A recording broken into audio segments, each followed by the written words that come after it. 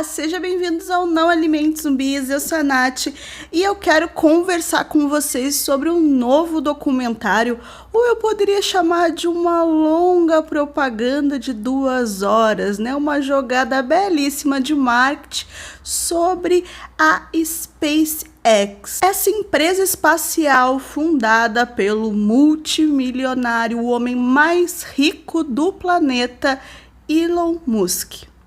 Pois é, eu não sei sobre o que falar sobre isso. Ele já comprou 9% das ações do Twitter. Eu acho que eu devo falar bem do homem, né? Mas eu tô falando do novo documentário original da Netflix, De Volta ao Espaço, dirigido, né, pelos vencedores do Oscar de 2018 de melhor documentário por Free Solo, que já digo, não era o melhor daquele ano também. Mas vem comigo que eu vou te contar sobre o que realmente é este documentário. Dirigido pela Elizabeth Shue e pelo Jimmy Chin, e eles apresentam ali pra gente, né, fazem toda essa narrativa para contar a história dessa empresa espacial que se chama SpaceX. Desde a criação dela há 20 anos atrás, pelo Musk, né, bancando toda essa ideia, até chegar em 2020 e a SpaceX, como uma empresa comercial, enviar para a Estação Espacial Internacional 2 astronautas da NASA. Nessas 2 horas a gente acompanha essa história, né, de muitos erros, acertos, esquisitices do Musk, né, mostrando todo esse lado excêntrico, mas bem contido na frente das câmeras para este documentário. Lembrando que não é sobre ele este documentário, não é sobre a vida dele, então não tem nada disso. A gente passa batido por toda essa questão bem polêmica que ele tem, né, de manifestações, opiniões, que não vem no caso, até porque no documentário eles não falam nada. Tudo o que eles mostram, os erros principalmente que eles mostram, é para fazer aquela coisa de escalada, né? É de tu mostrar que apesar desses erros, dessas coisinhas aqui fora do plumo, isso fez com que eles tivessem sucesso. Então é só para incrementar a narrativa realmente, não para aprofundar nas questões polêmicas, tanto de tu ter ali uma empresa privada fazendo todo esse suporte, né, levando astronautas da NASA para o espaço, né, e também fazendo todo um planejamento de ir para a Lua e para Marte, como essas questões envolvem, né, o mundo, né, em geral, porque tu coloca na mão de poucos milionários que detêm todo esse poder, esse conhecimento, tipo, criação de um foguete que, quando ele retorna para a Terra, ele não se explode, né, ele não cai em lugar qualquer, ele chega num pontinho bem específico, então tu pode reutilizá-lo várias vezes, baixando os custos da operação, né,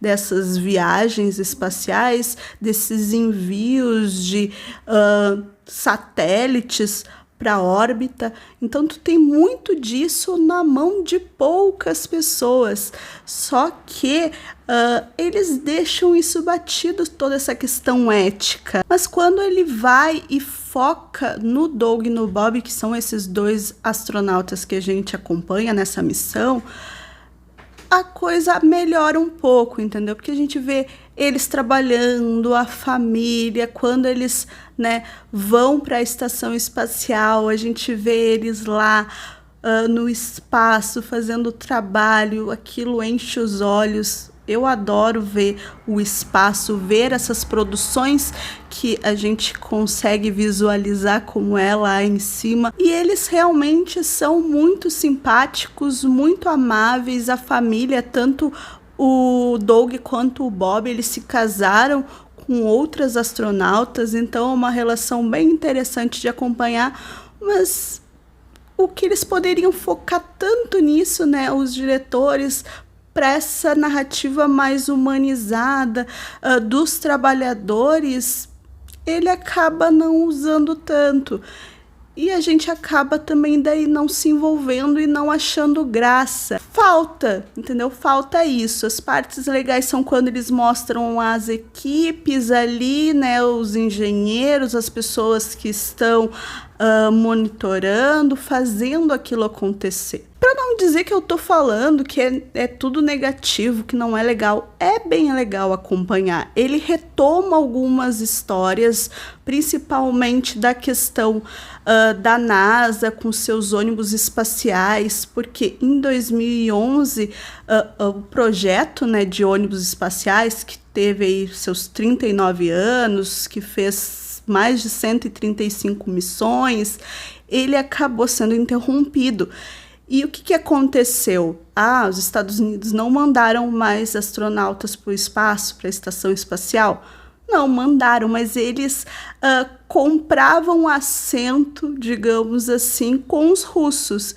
Então, os americanos iam com os russos para a estação espacial, né?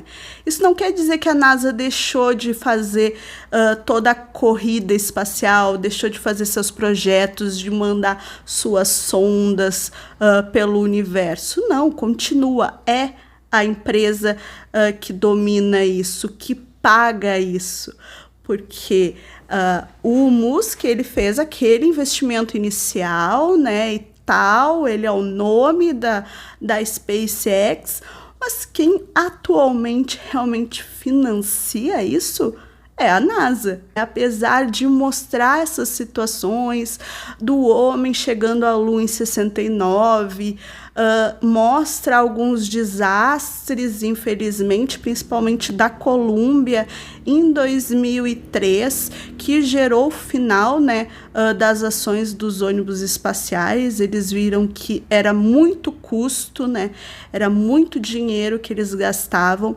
E quando chega essas empresas privadas diminuindo os valores, basicamente o que a NASA fez?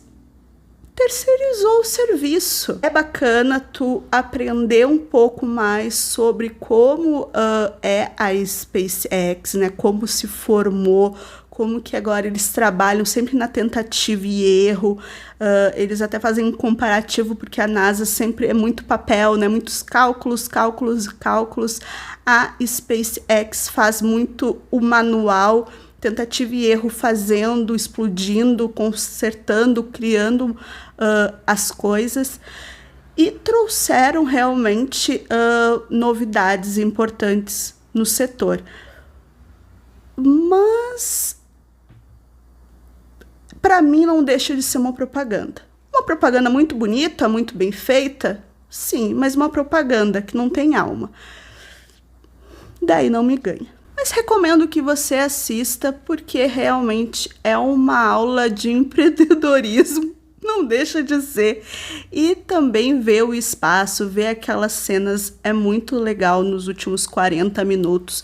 Tem um pouquinho de tensão no final deles, na parte de pousar, né? Se eles vão voltar em segurança. Mas é aquilo. Se vocês assistiram e sentiram a mesma coisa que eu, me contem aqui nos comentários. Se vocês adoraram, também me contem, não tem problema. Aqui a gente tá para conversar. O documentário De Volta ao Espaço está na Netflix.